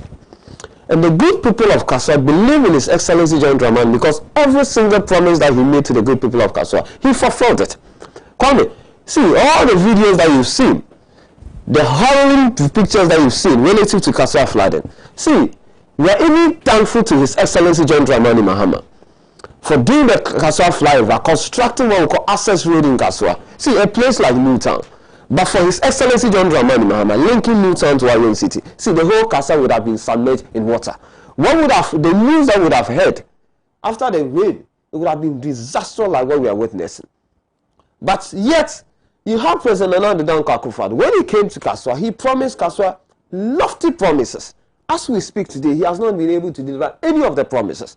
The only thing that meets you when you get to Kaswa is the MP erecting billboard with her pictures, and to her that is an achievement. And you see, I think as a country, we have also gotten to a point in time. We must single out leaders and judge them by the sort of things that they did when they had the opportunity to govern this country. And I keep on saying, when His Excellency John Dramani Mahama was embarking on a massive infrastructure development in this country, these are some of the challenges, or these are some of the problems that that particular infrastructure development was committed to deal with. Because for me, if you're talking about something like the 1,500 Saglami, what they call housing project, the many people who are located around the Ordona, these people would have been relocated to that place. We were embarking on affordable housing to the extent that these people were living closer to the Ordona. These people who are living in what we call waterlogged areas. These people would have gotten a decent accommodation to live in. What has happened to that particular project? Anytime I'm going to the Volta region and I chance on that project, I become so sad. And you have a sector minister creating an impression that that particular project was useless. And this sector has been allocated at 200 million Ghana cedis, and yet Accra is submerged in water to the extent that people who have invested so much into their property, bought cars and what have you now, look at what is happening. Look at the emotional torture people are going through just because of the incompetence and lack of commitment of this particular dispensation. And I don't see the reason why someone like Atachian should not be hauled before court and charged for causing financial loss to the state. I don't even understand. Because if you're a serious country that a minister countless without numbers has confirmed that an amount of this hoping 200 million Ghanaians they have been earmarked to fight the perennial flooding in Accra. And yesterday, what we witnessed is worse than what we have witnessed under the foreign Republican dispensation. And I don't understand the reason why Atachian should be walking freely. But you see, this is a president of the Republic who virtually condoned an act of criminality. He is a president who sanctioned the act of criminality. He sees no evil, he hears no evil. And one thing I want to say to Ghanaians is this. See, Kwame, pollution they say is localized, but the effect is global. So if you are not living in Circle, if you are not living in Kaswa, if you are not living around Malam Johnson, and sometimes when we are talking about these issues, and you think that oh, once it's President Nana Akufo-Addo, he's not blamable. He's without blemish. See, the people that were caught in this particular torrential rain disaster, some of them are not resident in Seychelles. Some of them are not resident in Kaswa. Some of them are not resident around Malam Johnson, but they were caught up in that disaster. So what it tells you, it doesn't matter, like my friend Soprano was saying, you can be the vice president of the Republic of Ghana, you can be living in Trasaku, you can be living in East Legon, the continent or what have you. You might not know when you'll be caught up in that disaster. And when it happens to you, that is when you come to appreciate the fact that indeed we are having a regime that has never been committed, that has never been dedicated when it comes to fighting against this flooding issue. And you see, I read something on the Facebook wall of Lieutenant, former National Security Coordinator, Lati, yeah. And you see, he wrote an article with respect to the fact that he made mention of one major retired, Ignatius Awuni, and said he works at the National Security Outfit. And during his time, these are a group of people who are so committed and dedicated to that. Anytime there's a flood issue, with a rapid response, they move to some of the water-prone areas and ensure that they actually engage in an engineering work to ensure that even in terms of the impact, they are able to mitigate it. When this particular dispensation took over, you know what they have done to him? They have hounded him out. People who are committed, people who are dedicated, and even ensuring that from the security architecture of our country, dealing with these issues, in as much as we might not have enough resources, this particular dispensation, they've rather what we call it, hunted them, withhand them, and they have pushed them out. So when you come to see, yesterday, did you see national security responding in dealing with this particular issue? Because we have turned the national security to become an extension of the NPP vigilante groups. It's the NPP hoodlums and vigilante who have taken charge of the national security. They are incompetent, they are clueless, they have no idea how to deal with this particular issue. So that is why we are having a worst case scenario when it comes to the flooding that happened during the weekend.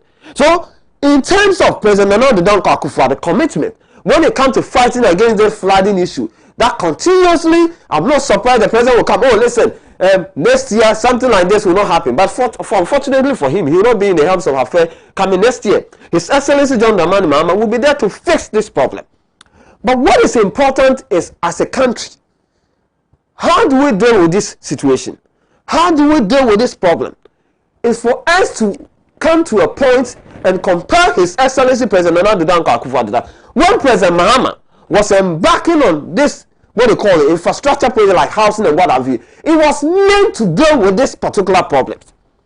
So when you come and all the project that President Mahama started, you have halted it before to you in telling the good people of this country, or maybe giving the houses out, it confirmed that His Excellency John Dramani Mahama did better than you.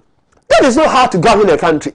You govern a country to better the life of the good people of this country. Look at all the massive project, infrastructure project that President Mahama started, that this government has halted, because this government thinks that by going around to commission the project, by ensuring that they continue the project, it will give credence to the fact that His Excellency John Mahama was an infrastructure, what we call it, what they call visionary. So, one of the things that President Mahama has said is the big push. The 10 billion big push. This is what is intended to deal with this current situation that we are finding ourselves in. Because we cannot be in a country where all the time, every year, we come and sit on TV, we come and sit on radio, and we continue to talk about laments about the fact that, listen, people's property have been lost, we have lost what they call, people have lost their lives and what have you not. I think we have gotten to a point in time, we should have, if it's a national policy, to deal with this particular perennial flooding issue, we should be able to deal with it. Because Kwame, myself and you, we don't know when we'll be caught up in that, in this particular, what we call it, disaster. See, at a point in time, when I was going to Kaswa, I couldn't go to Kaswa because I was so scared.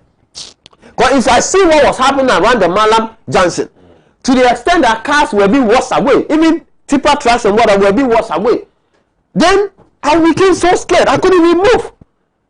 Then we have a president under his regime, that 200 million, and you go to Odona, it's even worse than what we experienced in the past. And I'm saying that President Nana Akufo-Addo is just like corruption. He will only engage in empty rhetoric, he will not be able to fight it. All the things, the promises that he made to us. And they said Accra is supposed to be the cleanest city. Is that not it? When Where is the sector minister? Sad. We have Accra, we have a minister, and the president every blessed year continue to tell us that Accra will be the cleanest city in West Africa. I dare to say, Accra, if I'm not mistaken, is the most dirtiest city within the sub-region. And that is the truth. In conclusion, what I'm just simply saying is this. I think the Minister for Works and Housing, after taking the 200 million Ghana cedis, that he made a promise to the good people of this country, that indeed they are going to fight the perennial flooding in Accra, to organize a press conference, or Parliament should hold the minister, and the ministers should come and account to the good people of this country how that money was dispersed, how they have utilized that money. Because with what happened yesterday, with the evidence abound, with what is awards on social media, with the video that you showed to your viewers and those of us here, it shows that not even a cent has been invested when it comes to fighting the perennial flooding in Accra. And we need the minister to come to us and tell the good people of this country how they have disbursed that money, where that money have gone to. And if indeed somebody has sustained the good people of this country, that person should be brought to book. And immediately, the minister by now, if any serious derogation, the minister by now should be tendering his resignation. Because what happened yesterday or during the weekend, it's a sign of what we call incompetence. It's a sign of incapability on the part of the, what they call the minister. And for that matter, the minister should resign. And I just want to sympathize with those who were caught up in this unfortunate, what we call it, flooding issue. All right. And we hope, God willing, when His Excellency John Dramani take over the mantle of leadership, we'll be able to fix all these issues. Let me say a special good morning to my uncle, Nana Oprao Akuyamwa, the 8th Nifahine of Buem traditional area. Uncle, good morning to you, and I trust that you are healthy this morning. And to my cousins, Stephanie and Nana, good morning to you. And also to my uncle, Edmond Bosompem, good morning to you. Brady, good morning to you. My aunties, Sister Kuya, good morning to you. Ma Felicia, good morning to you. And to my sisters, Lovia, Nanaya, and my brother, Ewusi, good morning to all of you. My mom, you are watching this morning, a special good morning to you. You are in our constituency, Elmina, and I will visit you very, very, very, very soon. Now, let me just read a little bit of the WhatsApp messages, just about 3 of them, and then we'll look at the other issues. We are racing against time. Okay, right. Ambassador Sampiale this morning is really actively participating. I think he's our 4th panelist. He's actively participating in today's discourse. And he says, listen, the problem of Accra floods is that it is not being given technical solutions. And I think we can take a cue from this. Yeah, I agree. The issue is that the Korle Lagoon is far below the sea level as its estuary near the fire service end. So what happens is that the flood waters do not flow easily into the sea. Okay? Unfortunately, instead of asking real experts to deal with this matter technically, we give it a political solution by dredging and desilting. Whilst these activities are meant to clean the lagoon, we end up making the lagoon deeper and more lower than the sea level. Okay? This is a hydrological problem, and so let's find hydrological solutions instead of political solutions. And let me tell you, he said, Kwame Nkrumah had a plan. I was about to, Kwame Nkrumah had a plan. Yeah, he said Kwame Nkrumah had a plan. Dennis Wakwati says, Ghana indeed has leadership problems, but I'm afraid that the solution is not the roaring approach or tangent soprano always try to go, which in the first place is logically pathetic to say the least. I say this because soprano today is touting the credentials of his presidential candidate. However, should the candidate become a president or even a minister, his son cannot become one in the future.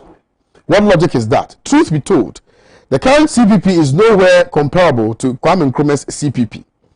The earlier they knew that, the better they stop the noise and do the needful. At least JM is the most desirable among our generational leadership crisis. No match. Shalom. Dennis Akwete.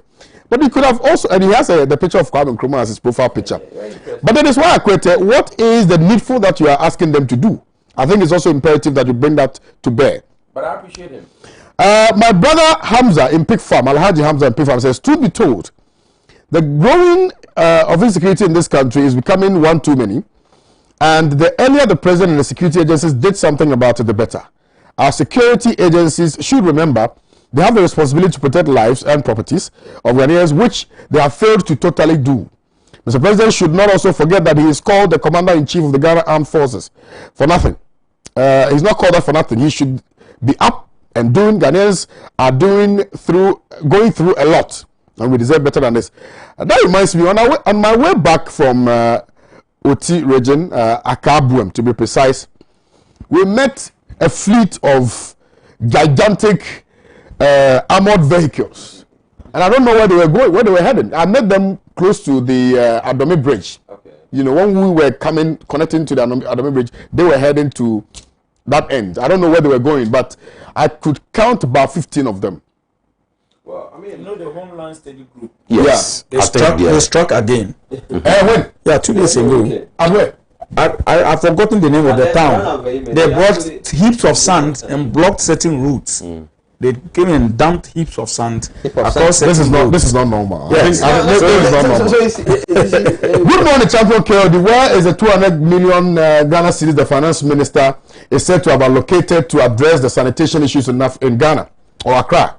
Ghanaians are tired of the lies and deceit of the MPP. Let us kick them and let us kick them out, mark them boot for boot, and kick them out of power.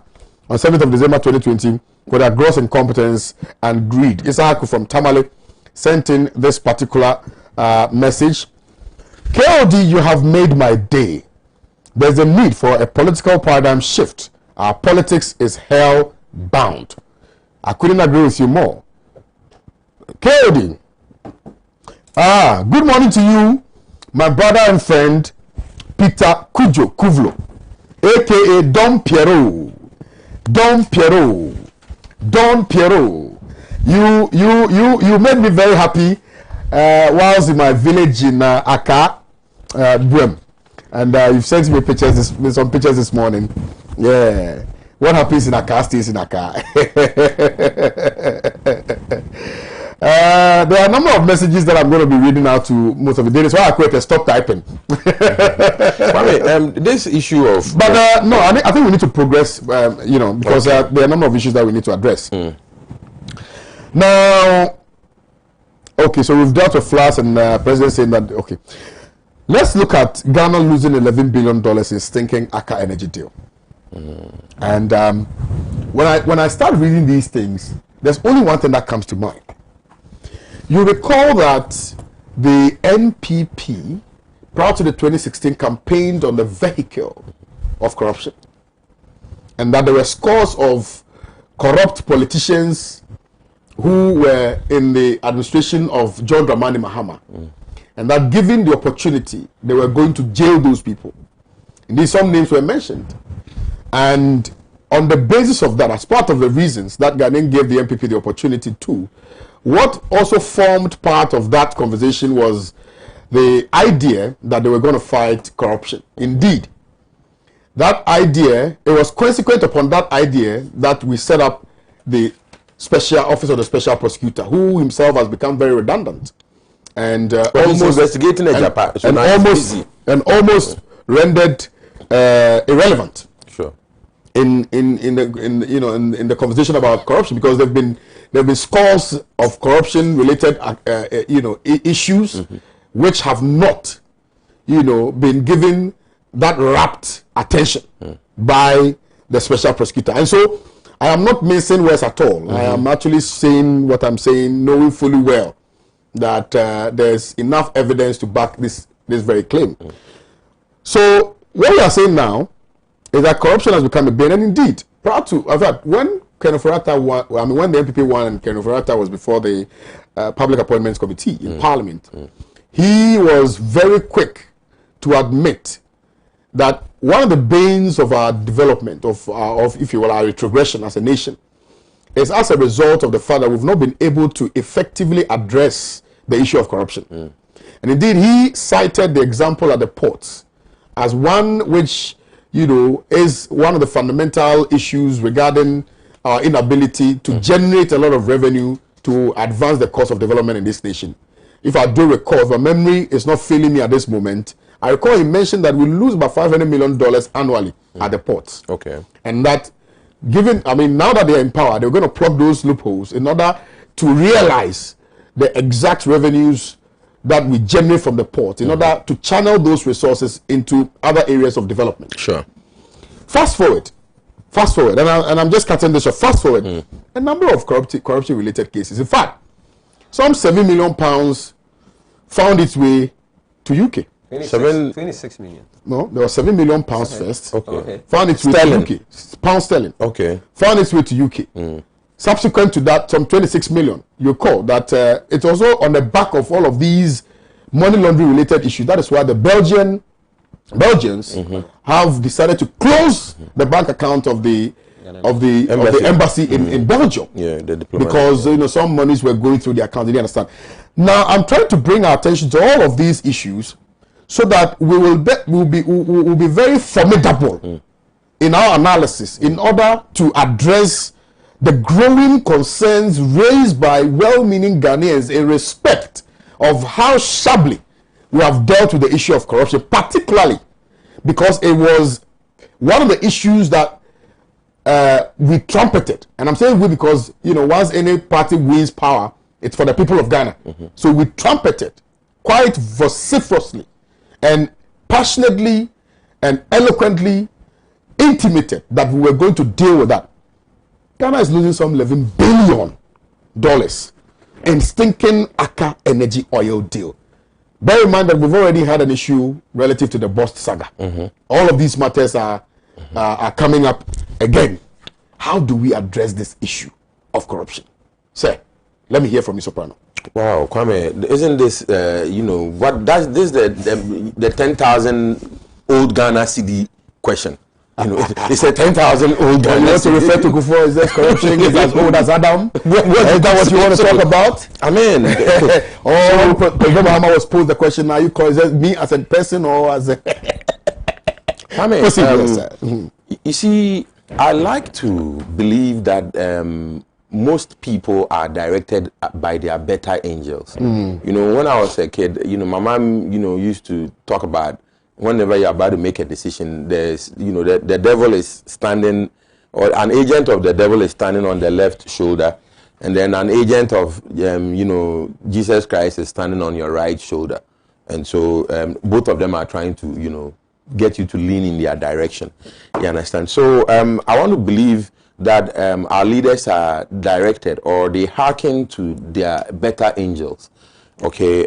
Also, Kwame, if you've noticed in our interactions, I actually keep on believing, so that in the absence of clear information to the contrary, I believe that our leaders, especially our presidents, are actually die-hard patriots.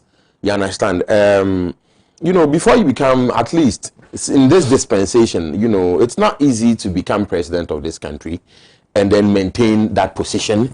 And then, if you take a look at even, say, our present president, for instance, he must be a patriot. Otherwise, he wouldn't have pursued the path that he has, even prior to his presidency.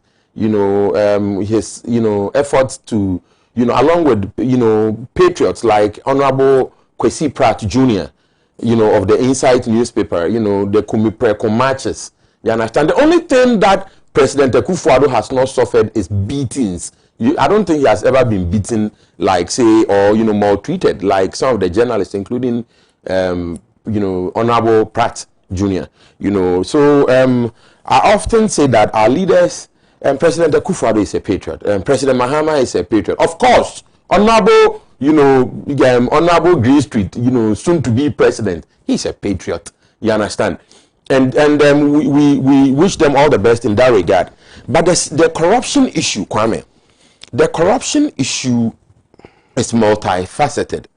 It is a very difficult challenge that all presidents have complained of. From President Kwame Nkrumah himself, you understand? Even he was finding it difficult. And so, as an Nkrumahist, I'm best directed by the advice of President Nkrumah when he said that the best way to, to keep corruption away is to shine a bright light on it. is to shine a bright light on it. So when you look at the issues of corruption or perceived corruption under His Excellency President Akufo-Addo, they are vast and varied. Vast and varied. Most of them, to the best of my knowledge, have not gone to necessarily competent courts of jurisdiction. The last time around, the gentleman who got knocked out, who got hit by another, one MPP gentleman a couple of weeks ago, was severely struck by a punch from another MPP man. And what was his name? It messed up his eye.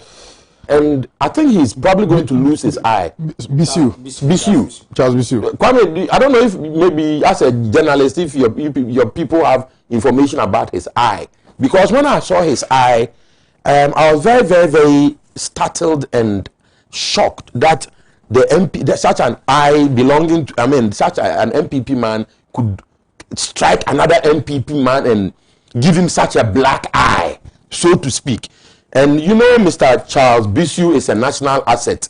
Yes, he was the gentleman. Wasn't he the gentleman handling the Galamsey issue? He was working with regard to the minerals issue. So when we saw that he had been struck rather, tremendously by another MPP man, leading to the eye problems, that he was showing in the photo, were very sad. But the corruption issue, when Mr. Charles Bisu was fingered in the announced video, His Excellency, the President, his office said, "Oh, everything is kosher," and then you remember there was an allegation made against the Deputy Chief of Staff, if I'm not mistaken. Two of them.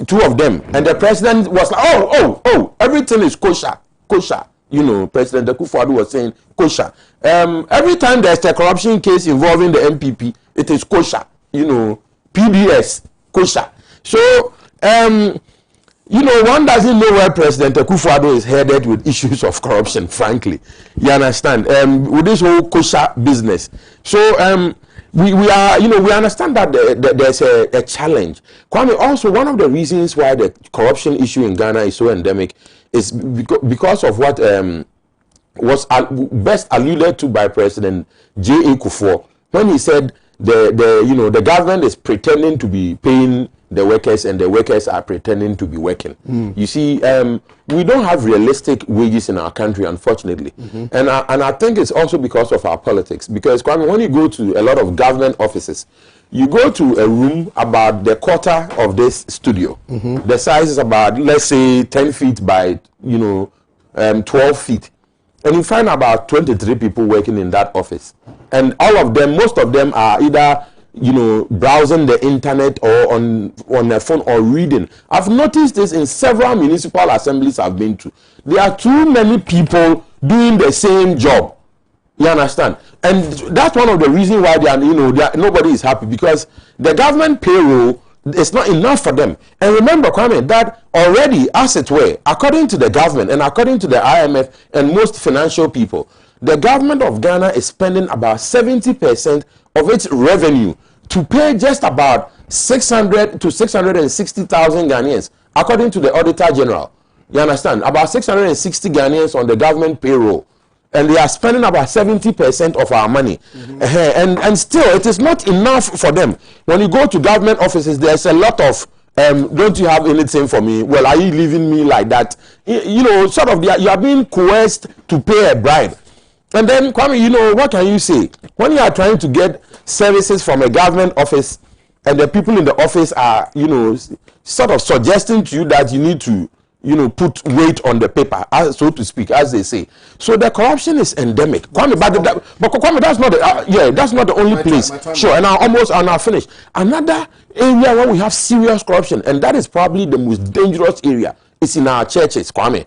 Our churches, from the situation where you have pastors and reverends setting up supposedly fictitious banks so that they use the bank to collect the money belonging to our grandmothers and single mothers and pension people, and then they don't manage the bank well and they run the bank well. and then they go around doing greater works whilst the bank is failing. And the president has not arrested these people. That is also some type of corruption. And Ghanaians, we are not happy about the situation where we have pastors opening banks. Pastors that are supposed to be, custodians of all things decent, opening banks, collecting people's money, already vulnerable Ghanaians. And then these pastors, they open the bank, they take the money, they take some more from Bank of Ghana, they don't pay the money, and instead they are walking around the country doing greater works. So, Kwame, these are some of the problems. Thank you very much. Viewers, you're still watching the Newspaper Review segment here on Pan-African Television with me, Kwame Owusu Danso. So I'm sure you keep wondering every day why I look so fresh and why I dress so well. The two people are responsible for that. Two key people. One is in charge of my hair and my beard. The other is in charge of my shirts and my African wear. And the one who's in charge of my hair is actually giving, well, because of me, he wants to give you guys a little discount when you come there. And the barbering shop is called Orije International Barber Shop. Orije International Barber Shop. Now, Orije International Barber Shop is located behind Boomerang Nightclub. Former Boomerang, I don't know if it's still Boomerang, but former Boomerang Nightclub, which is at Caprice. Caprice.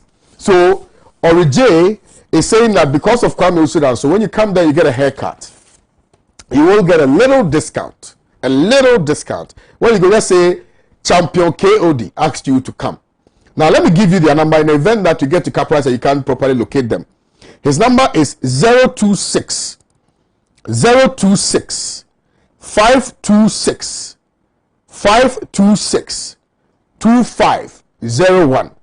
026 526 2501. So Orije International Barber Shop is waiting for you. You need to make sure that you go there and get a very decent haircut so you can look as fresh as I'm looking this morning. Now, also, the person who is in charge of my African wares, whenever you see me wear any beautiful African print, it is because of this one man. And also, I've told him that when somebody calls as a result of me, he should make sure that, he massages the figure the amount a little bit for them. So he's saying that, okay, no problem. I'll make sure that I treat your viewers very, very, very, very well.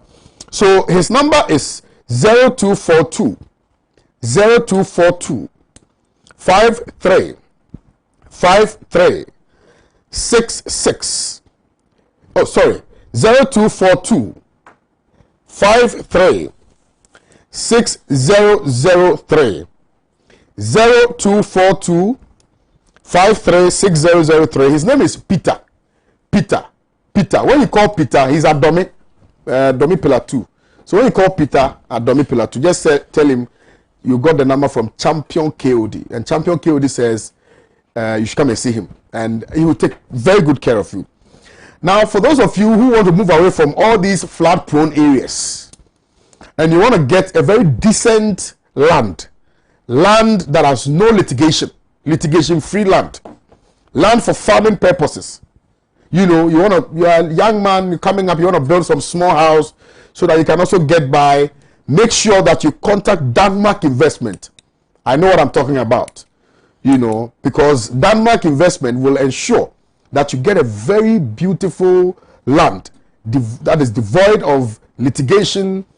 You don't have issues, land guardism and all of that. You don't find that with Denmark Investment. So Denmark Investment will ensure that you get farmland from 10 acres, 20 acres, 50 acres. Denmark is able to assist you get those lands for the purposes of farming. It's rainy season. If you had bought the land earlier, you would have benefited. So make sure that you invest in agriculture. Agriculture is extremely important for the survival of our dear nation, Ghana. So please get into farming. I have started farming. So I want to urge you to also get into farming. So call Denmark Investment on 0241 720 734. Let me now come to you, Delali Soropo, on this subject matter. Time is up, so be measured. Kwame, I just want to ask you simple. Kwame, during this campaign season, have you heard President Nana Danko Akufo-Addo talking about corruption? No, I haven't. Have you asked yourself why? I haven't. Because you see, because he has failed the corruption test. the invisibility surrounding the president that he's incorruptible. Today, the veil has fallen off. Today, President Nana Danko Akufo-Addo, every single ordinary Ghanaian know that the President of the Republic of Ghana is the chief architect of all the corruption that we have witnessed under this particular dispensation. See, this, what they call Ghana losing almost by $11 billion. You're talking about $11 billion. I just want to make one single reference to a quote by one Dr. Ofoyukwa, who is in UK Bedfordshire, in the African Watchman. You know how he described this whole thing? He said it's something that's stinking to the high heavens. That's what he said relative to this Aka energy deal. For to the extent that the government of the Republic of Ghana just have to accept and say we have to reduce ourselves from 49% to 18%. For me, I know for a fact that there are certain people, there are certain invisible hands, there are certain individuals in this particular dispensation who are the brain behind it. And this particular dispensation or administration has always been about serving their own parochial interest. It's about building a war chest for their own family members. They have never relent on their effort to control the energy sector of this country. They demonstrated it when it comes to PDS. The extent to which they were so committed and so aggressive and so desperate to be in control of our energy sector. And that is what is being demonstrated here. But you see, when it comes to the issue about corruption, I am not surprised. Because this is President Nana Danko Akufo-Addo, who has virtually demonstrated opposite of everything that he said when he was candidate Nana Danko Akufo-Addo. Look at something. Look at the Pius Hajide.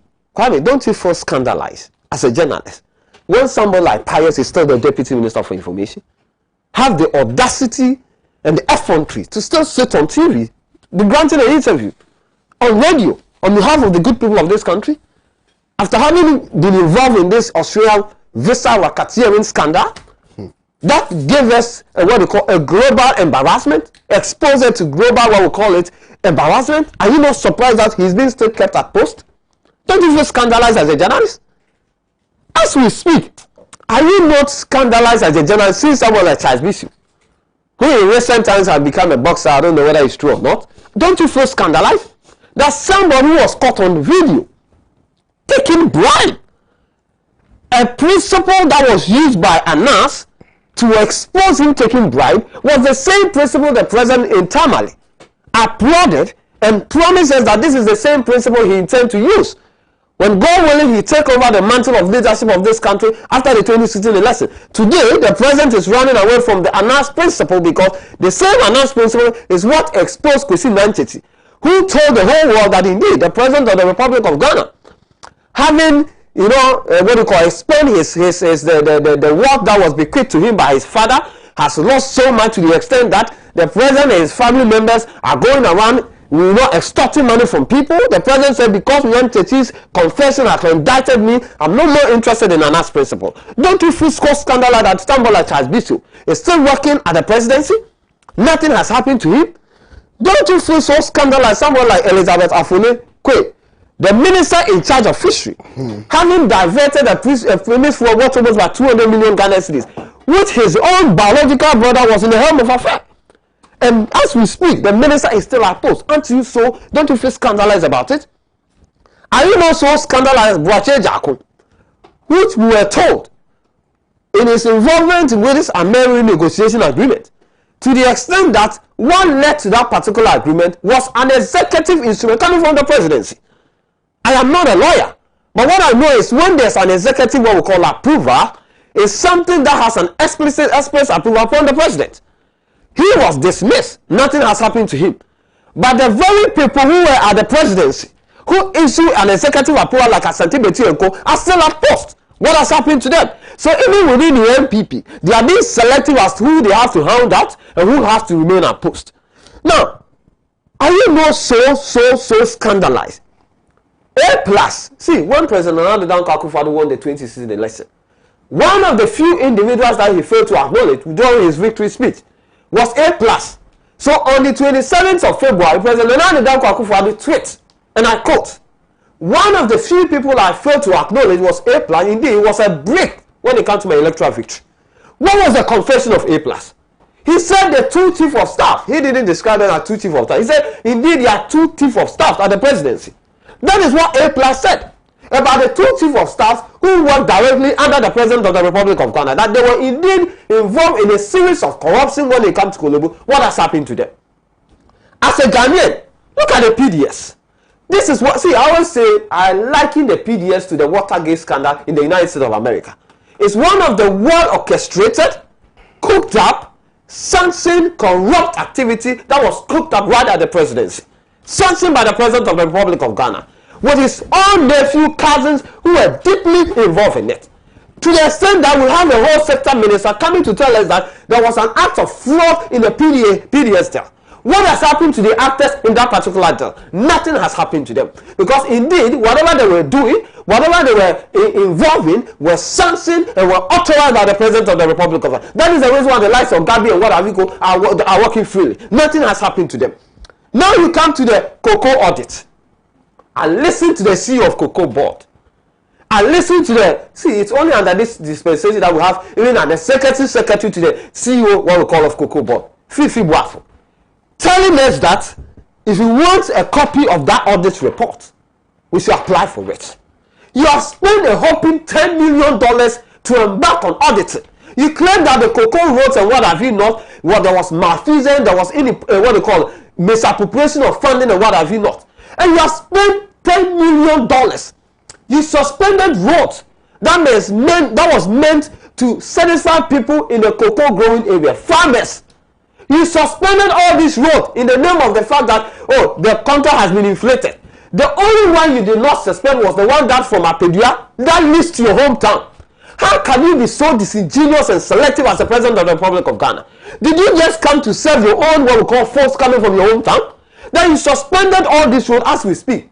The $10 million that was spent when it comes to auditing, as we speak, they have not even uncovered one single what we call inflated contract or what have you not. Now, when it's obvious that you are losing an election, you are not telling us that unless you want to what do you call it, resume the cocoa what we call growth and what have you not. Then you come to what we call the 700 motorbike. You heard about it, and the 600 tricycle. Where are they? Where are they? It happened in the northern part of the country as we speak. Not even one single individual has been brought to book. Because this is a present. No, don't say northern part. It happened in northern region. It happened in northern region. It happened in the northern region. Not even one single individual has been prosecuted, has been hauled before anyone to call it a court or anything. But yet we have President Nana Akufo-Addo. In conclusion, the excavators. All right. See, if you want me to list a list of corruption under this, I'll even exceed 100. In conclusion, one thing we have all come to realize is President Nana Akufo-Addo has never been committed. He has never been dedicated. He has never walked the talk when it comes to fighting against corruption. Indeed, he's the chief orchestrator when it comes to the corruption activities happening under this administration. He's the biggest beneficiary of all the corruption activities happening under this dispensation. That is why the president is mute about the series of corruption that has been dealt with his administration. Indeed, as we speak, the president tells us that, listen, he needs an evidence in order to be able to prosecute his own appointees. But that's what you need. The evidence, he doesn't need anybody to come and tell these are the evidence. The evidence are what's on social media. But that tells you the level of dishonesty of the president. No wonder when it comes to certain group of people, when Ghanaians were killed, Ghanaians were maimed, the level of insecurity that characterized the registration, they said the president have heard that thing, but he said I've not seen it. But when it comes to something in relation to Sansaka, whatever, all of a sudden the president calls a clergyman and started lamenting about it. So he has never seen any corruption under his administration. That is why, like I'm saying, the president has never made any single comment when it comes to corruption because he knows he has failed the test. You know today, if there's any worse synonymous to corruption, this president not the one. Thank you very much. How do you take us home? Well, Kwame, I think that my camera guys, nobody's here. I think that this Aka energy matter, yes, yet again brings to the it's a big issue. We are just yet again brings to the fore the fact that this government is scandal ridden. When I make reference to the government, probably it's for the purposes of it, but this is at the core of the problems that our nation faces. Because if you were to go into the ramifications of corruption in this country, then we must not politicize it at all. Absolutely, absolutely. Let us not politicize corruption. Corruption must not wear political colors. I remember, I think 2 years back, I attended a seminar on a policy that was being developed, the National Anti-Corruption Action Plan. You understand? I think it was being done by the Ghana Integrity Initiative and some other partners. Indeed, we all accept that corruption is endemic and it's prevalent in every facet of our society. You understand? Probably we only get to hear of it at the higher levels.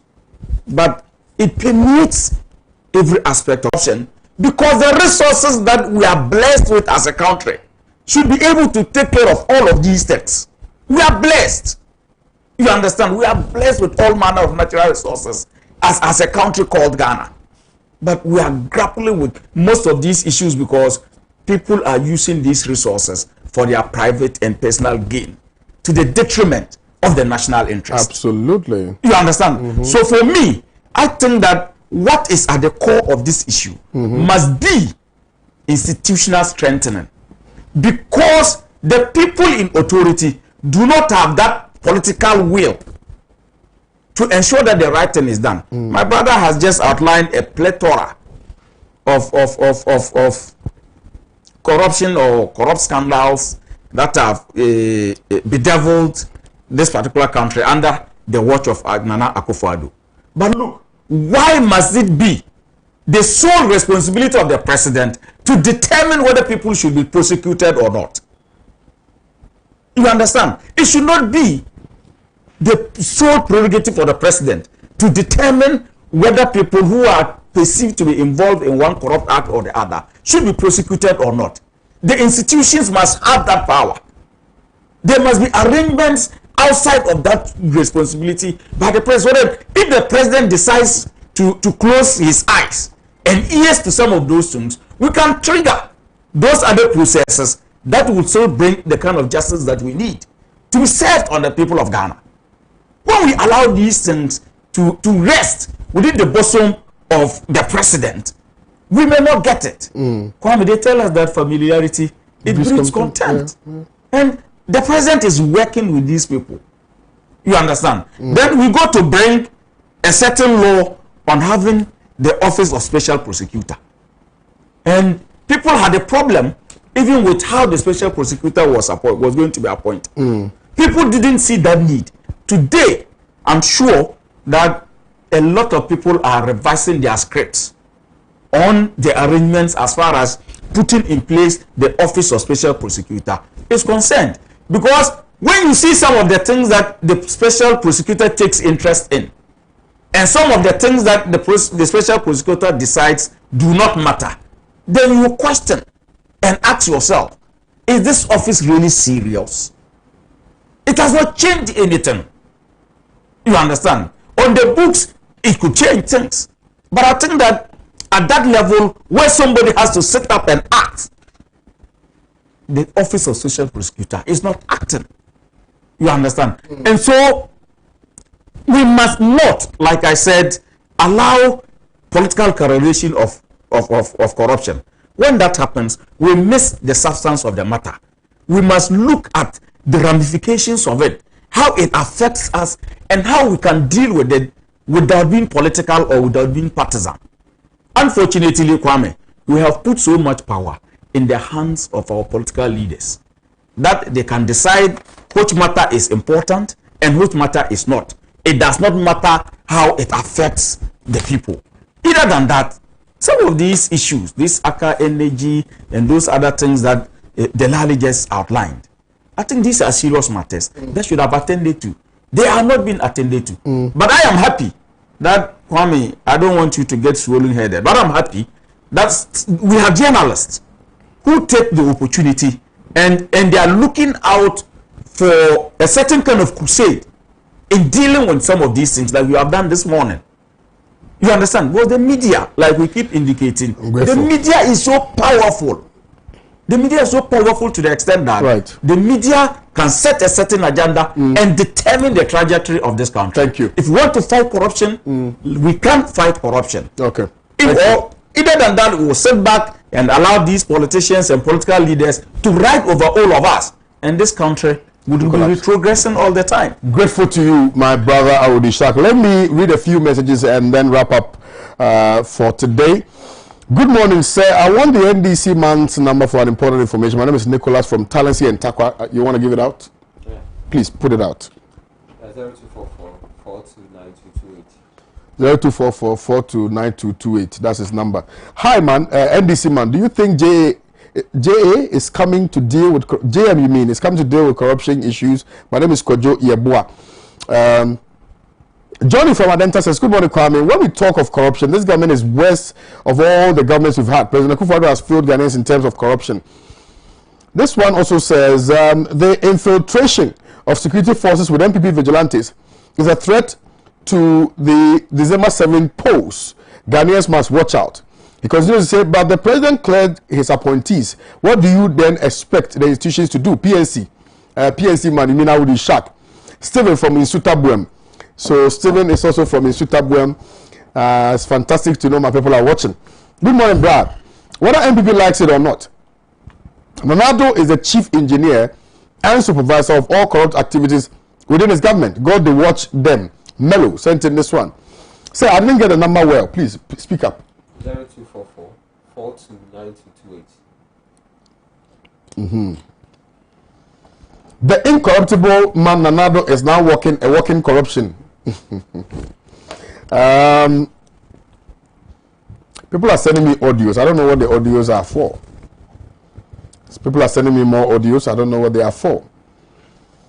Good morning, Pan-African Television. Please tell the CPP communication officer to retract his statement about the bank and Greater Works. ICGC never used any state money for Greater Works. They should go after the criminals in suit and tie. ICGC here. So, but you mentioned Greater Works. Greater Works is associated with what?